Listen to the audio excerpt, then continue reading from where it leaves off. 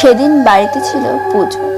গুরুদেবের সঙ্গ ছিল, তাই গুরুদেবকে, বৃন্দারানীকে, ছোট্ট গপুকে খুব সুন্দর করে সাজানো হচ্ছিল।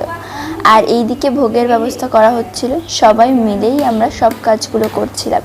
বাড়িতে কোনো অনুষ্ঠান হলে, পুজো হলে সবাই যখন একসাথে হই না, তখন খুব ভালো লাগে।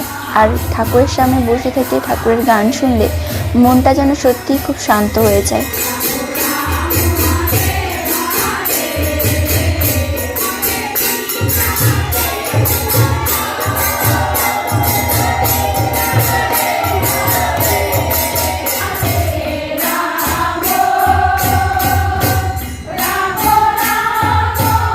প্রত্যেক বছরই আমাদের বাড়িতে গুরুদেবের সঙ্গ হয়। আর পুজো শেষ হয়ে যাওয়ার পর এখানে শান্তির জল দেওয়া হলো। তারপর মা সারা বাড়িতে প্রদীপের শিখা ছড়িয়ে দিচ্ছিল, যাতে সমস্ত অন্ধকারগুলো কেটে গিয়ে শুভ জিনিস ফিরে আসে। তো আজকের মিনি ব্লগটাই অবধি। Bye bye.